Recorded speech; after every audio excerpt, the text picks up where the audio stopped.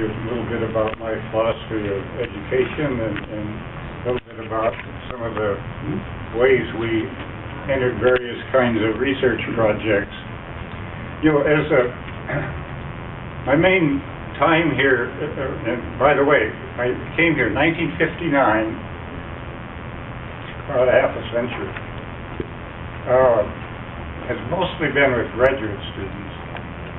And my object was to try to take all of you who are in the room who were my graduate students to have you leave here with a good bag of tools. And Berkeley has in engineering requires 2 minors, and I always thought, gee, that was too many. And when I was at MIT, we had 1 minor. But I always wanted each student to use these minors for broadening their background. And I typically had, most of you were suggested, and I don't know how many of you followed it, but take 1 minor in chemical engineering and the other minor in some aspect of what your interests are. I know John Herbst in process control, others in thermodynamics, Kel did his in applied statistics. Later on, people were doing minors in environmental engineering, and you take that as a whole, and when you left, you had many opportunities to go in a background to go many directions, and maybe we'll pick that up as we go along.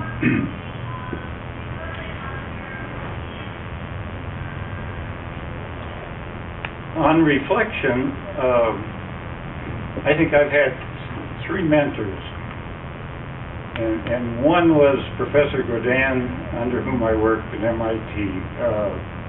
Gave me a lot of my background, and I have a couple slides just of photos. Can somebody start it for me? I'm 80. I'll let the. Escape, John.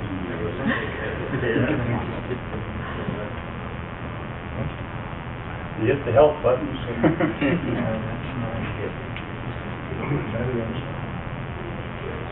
You can learn at the time.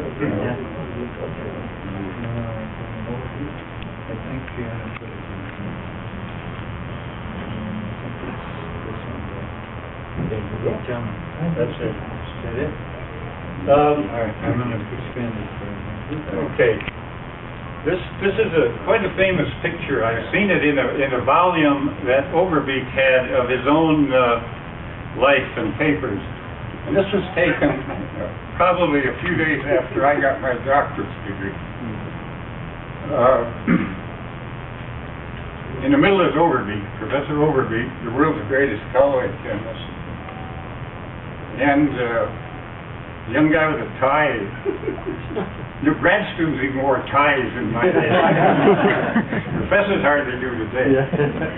And for those of you in the world of comminution, on my right is Dick Charles, who was a fellow grad student. Did a lot of work on comminution, eventually went on into Dick Charles. And then on the left was my first grad student, Harsuk Modi, who did beautiful work. I discovered only a few years ago he's a year older than I am.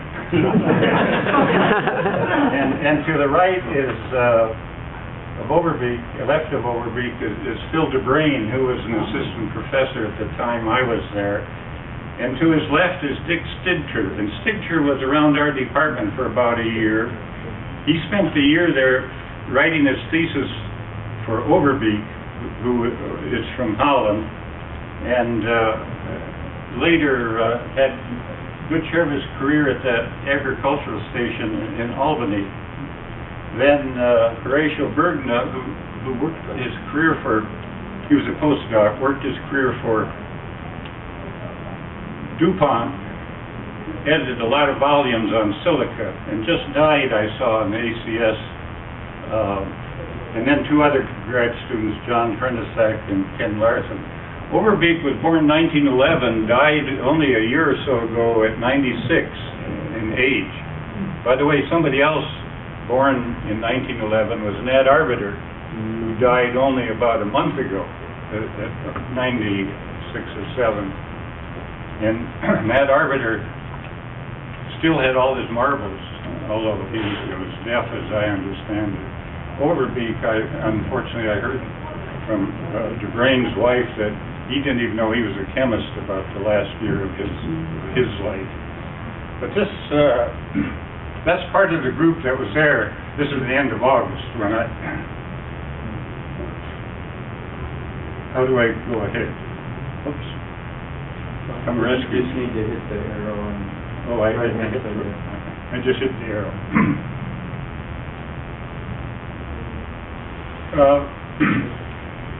This is Professor Godin. All of you recognize that. That was taken when he was 65. He just retired. He was outside the Hearst Mining Circle. Visited Berkeley. Oops, I'm going wrong. And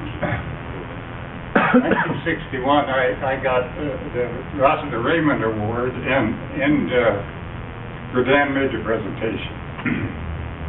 A little shorter than I am. Godin died 1974 at age 74 from a series of strokes. He was really my mentor.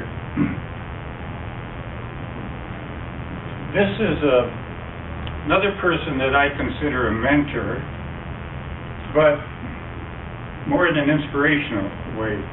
This is Professor Hans Rumpf in our house. Rumpf was probably the world's most outstanding person in particle technology, who at age 47 entered the academic world. Most people are dying down technically. He rose up and created a great institute in Germany. And he was born in 1911. He was going to come here for a half year. I had arranged for his being in Berkeley. He had a heart operation at age 65, coming along well. Second day stood up, a blood clot, killed him. And this is Professor, I do all these people well. This is at Overbeek's house, 1984. Phil DeBrain had married Overbeek's niece and eventually returned to Holland. DeBrain was an Afrikaner from South Africa, but returned to Holland as professor of chemistry. But I knew Overbeek well, and I think some of you were probably still students when Overbeek spent a couple months here some years back. Can somebody hit I have another couple, but I'll hold off. I would like to, what I'd like to... Oh, one more. For those of you who are knowledgeable about flotation, in 1983, my good friend Tom Healy organized a symposium for Ian Warwick,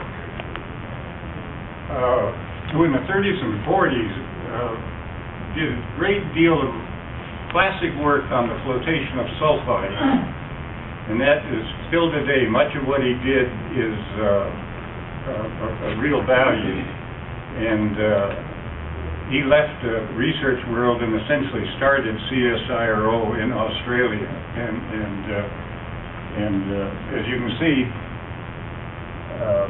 they still made somebody a Sir, and he'd be Sir Ian. And some of you who know a very good friend of ours has been here many times. Tom Healy would be a Sir, except they no longer Sir people.